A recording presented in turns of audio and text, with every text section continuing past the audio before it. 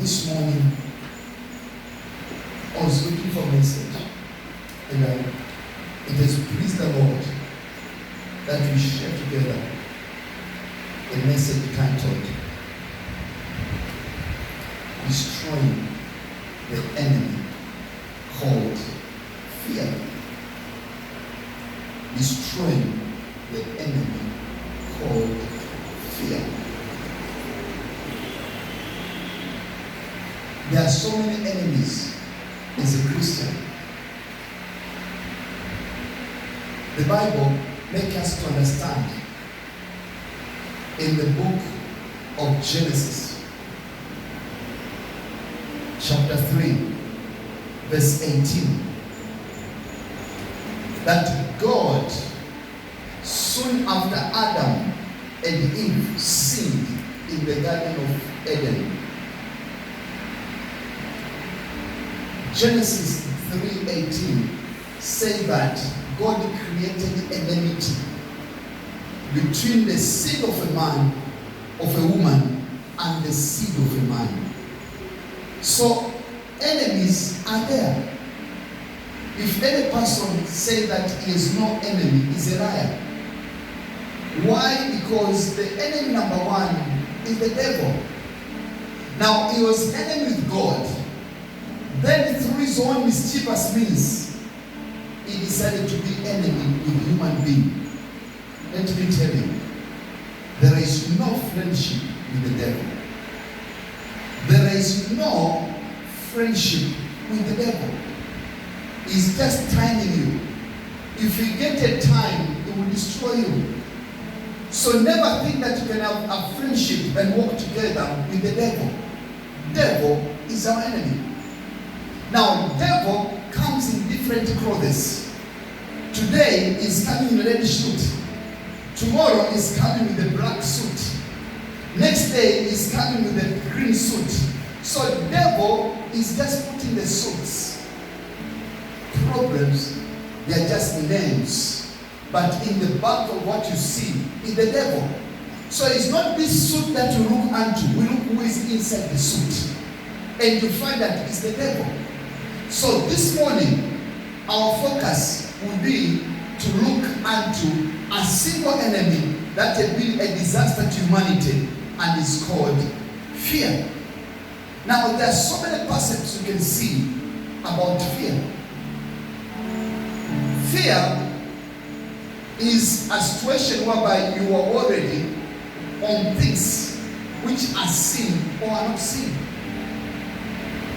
Your heart become worried, become tormented. Does not understand what will happen next. For those who have got families at home, it's a common thing.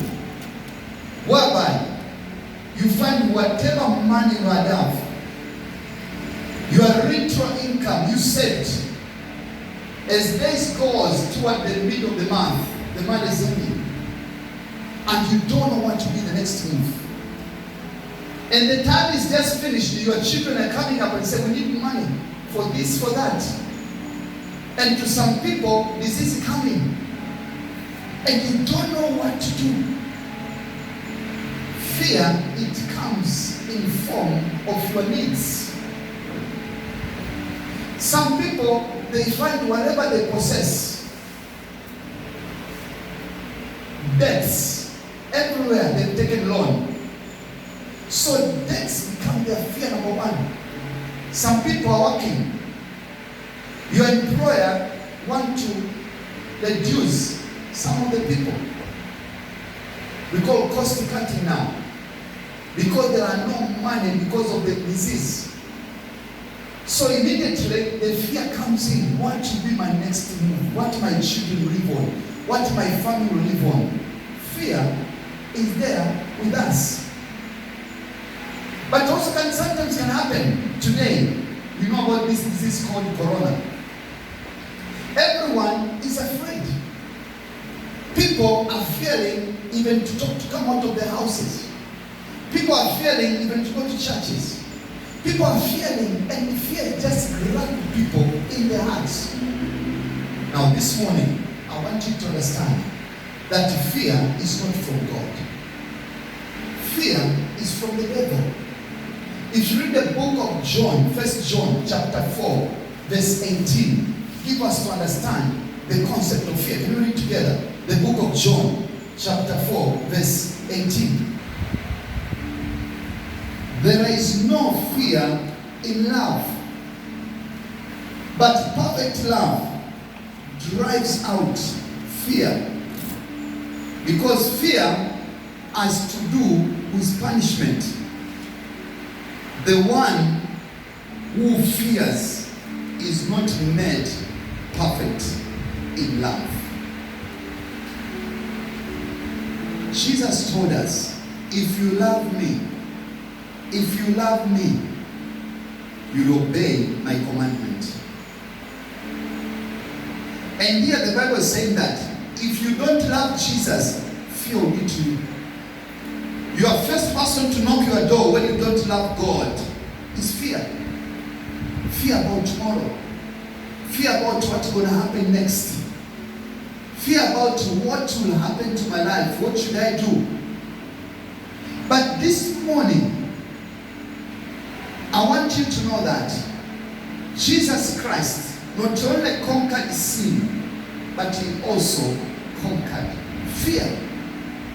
Fear was nailed on the cross of Calvary.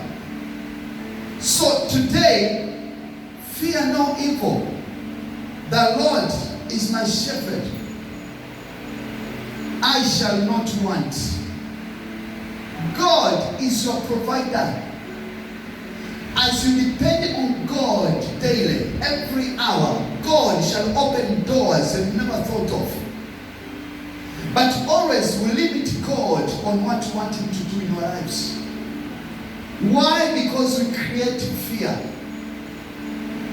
The Bible says, seek you first the kingdom of heaven and all its righteousness, and all of other things shall be given unto you. Be it money, be it houses, be it life, be it education, be it whatsoever shall be given unto you. Just seek first the kingdom of God. What does it mean? Love your God with all your heart. Save him in his presence. He shall make a way for those things. Let me tell you, those who are rich, it's not because they've gone to school than you. Those who are successful, it's not because they've done something so special. It is the grace of God that can provide you anything you want, no matter of your situation, no matter of your circumstance. You might think that, oh, myself I was born poor, nothing can happen to my life. But this morning is just the spirit of fear. What you're supposed to do, just love God, love God. And when you love God and fear is gone, then trust God. The Bible makes us to understand in the book of Proverbs, chapter 25, that never have trusted on men. Let's read Proverbs chapter 29, verse 25. Proverbs chapter 29, verse 25. Proverbs chapter 29, verse 25. The Bible says, fear of a man will prove to be a snare, but whoever trusts in the Lord is kept safe. Fear no man. Men are just like you. They can't give you anything but respect them. So when you say fear, does not mean that you're just supposed to be arrogant. There is a very small difference between arrogance and fear. But have confidence in God and his promises. Believe in God will make a way where there is no way. Believe in God will break anything that is difficult to be broken by his grace and mercy. Believe in God will just turn around anything that seems to be difficult to a better position for yourself. So fear not. Fear is a mother of the devil. Some people, their health went down because of fear. Let me tell you, there are so many people in this life who are just suspecting themselves of getting coronavirus. They think of a virus now. When they see, they start coughing. They see that their noses are just running out. They feel that, oh, I've acquired it. So they run to hospital. When they run to hospital is when they find the disease there. So they get the disease because of fear. But trust in the Lord. Trust in God, your God. When you find man is gone, yes, you've got uncles. You've got sisters. You've got brothers. People say, you die with your stupidity. Do something. Don't worry. I can assure you. David says, I was young and now I'm old. But I've never seen the righteous one, the person who is righteous before God, wanting bread. Neither his son or his children need food. So just don't fear. Remove fear in you. Trust God. God shall improvise anything that you need according to his power, according to his grace and mercy. I've got a friend of mine. He likes to look on this WhatsApp application. And when he sees some pictures, fear just catches him. And sometimes when he sees some insect moving around, he feels all the skin get rashes, all his body. Why? Because he's crippled by fear.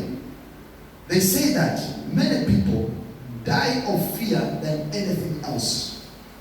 That's the reason it is good to make people to go to lockdown. You know lockdown. They say don't move during the corona problem. But also lockdown creates fear. People become worried about tomorrow.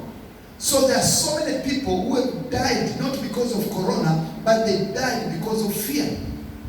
So the master of fear can cause trouble in your life, can cause more problem than what you have. Now there are about 4 types of fear you need to know, which is good for you. There are 4 types of fear you need to know. Type number 1, we call the fear of paralysis. You get a fear, your nerves run out, and you don't know what to do. In the book of Exodus, chapter 14, in the book of Exodus, chapter 14, you find that when the Israelites were moving out of Egypt, they reached a place called near the Red Sea. The enemies were coming at the back. In front of them there were waters, and they didn't know what to do. So the Israelites paralyzed themselves. Just sit, nothing to do. There are times in your life you don't have money. Money is not there. Or the little cent you have is not enough. Number 1. But immediately disease is coming. Sickness. Number 2. Immediately they say that everything in the house is finished. Food, be it rice, be it flour, be it beans, whatsoever. Then immediately you feel like you are freezed. You feel like you just be quiet. You can't think. Your brain is smart. And you don't know what to do. I remember the word of Moses in the book of Exodus chapter 14. He said, fear not. The Bible is saying 600 times in this book about fear not. Things might be troubling, but it's not the end of the road. Things might be difficult, but it's not the end of the thing. Always there is a door where there seems to be no door. Always there is a way where there seems to be no way. So what I need to argue to you this morning, fear not, trust God. Fear not, trust God. And I request you, at your private time, read the book of Psalm 54. That is, every time, just put your confidence and trust in God. Never trust in men. Never trust in men. Your uncle, your father, your brother, your sister, your in-law. Never. They will perish. One day they will go. and then we find trouble. But put your confidence, dwell your trust in God Almighty. And when you put your confidence and trust in God, He will give you a way out in the time of your trouble, in the time of your fear, in the time of your problem. Second type of fear is what we find as protective fear. Protective fear. Not every fear is bad. Let me tell you, not every fear is bad. Some of the fear is there to help you to live. For example, when you want to cross the road, you don't just go and cross the road. You don't just move. You need to look on the left. You need to look on the right, isn't it? It's common. Why? Because you know for sure, if you just cross without being careful, you die. You understand? But also sometimes you get some issues at house. You know for sure at night, the thieves can come. So always you put a door, you put even iron bars to protect our properties, whatsoever we have, is part of that. But also, you know what Corona now has come. Wash your hands. It's not bad because people need to reduce that. So it's a protective kind of fear. This is part of us. But should never turn to be the weapon for the devil to destroy you. The third type of fear, which is bad now, is unreasonable fear. There are people who are saying, you know, in Dar es Salaam, people have died. You meet people saying, hey, this corona, everybody in Kariakoo, people are falling down. If you go to any street, people are just dying, And I've seen a lot of people dying everywhere. And you say, oh my God, I'm also dead. Before you know it, you start coughing. Before you know it, you start sneezing. Before you know it, you can't sleep at night. Before you know it, you feel cold, you feel hot. You feel cold, you feel hot. Before you know it, the disease is just on you. The devil is happy when you fear. When the fear is just trampled your life, the devil is very happy. The Bible makes us to understand, without faith, it is impossible to please God. So it is important that you learn and you ruin fear and live trusting God in whatsoever position, whatsoever thing you want, whatsoever matter you want to go about. It is very imperative. Don't run away. The Bible, in the book of Proverbs chapter 28 verse 1, the book of Proverbs 28 said that there are people who run away, even no one is pursuing them. There are some people who say that I've got this disease. When they see their skin, I remember, I read a story, particular women. There's a disease called schisma. There are some people, when they look themselves on the mirror, you know the mirror, women, they look in the morning. When they look themselves in the mirror, they feel themselves very bad. So he looks in the mirror and says, I'm very bad. I'm not looking well. It was a problem with Michael Jackson. You know those songs about Michael Jackson. When he was looking on his face in the mirror, he said, I'm very bad. My nose is very big. My ears are very big. My mouth is too big. So they create fear of themselves. They don't want to go outside their house. They say, people look at me. So since they believe that people look at them badly, they believe that's what they are. Now they go to the so-called plastic surgeons. They change their face. They change their mouth. They change their appearance. They change their eyes. They change their noses. In the end of the day, they get cancer. Now even if they change, they go into the mirror. This is not good. The nose should go on the left. Nose on the right. My mouth should go this way. So in the end of the day, you can't finish it. It's a disease, it's a problem with the mouth. Because they are fearful. They just become afraid of their own themselves. Please, the first step in your life, believe you are very beautiful. You are a great man, you are a great woman. When you look yourself in the mirror, say, God, I'm proud of myself. I thank of who I am. I thank for this big African nose. I thank for this whatsoever me. I thank for this big mouth because they help me to praise you even more. Don't be afraid. Trust yourself. Believe God of who you are. Believe God of whosoever you are. Trust God that I'm great in Jesus' name. Before you know it, the spirit of fear will be gone. Now, next time you feel that your man is finished, trust God. Enter into prayer. Enter into praise. God will make a way where there seems to be no way. When you find the disease has come, you feel like pains in your body, just refute it. Say, I'm not afraid. By his sacrifice, by his crucifixion, I'm healed. And before you know it, the devil will flee from you. The devil will run away from you. Be careful with the following three things. Number one, never be afraid of people. Don't fear people. Respect them, but never fear them. Why? Because there are people who trusted their fathers to be big position in the government. Then immediately they were fired. There are people trusted on someone who was a big position, a doctor, and immediately the doctor died.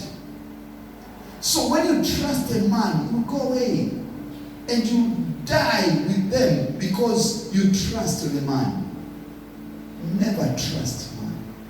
Put your trust in God. Never trust a person. Put your trust in God. Because when you put your trust in God, God will give you grace. Number two, never trust on a friend. Never trust on a situation. There are people who add money, you can fill all this hole, enough for them to live even to generation 3 and 4. But soon things turned around. Life went away. The money was not there anymore. But those trusted on those people, never trust on money. Pray to God to give you sufficient supplies. The book of Philippians chapter 4 verse 9 says, my God shall supply all your need according to his riches and glory in Christ Jesus. God has never failed to supply his people.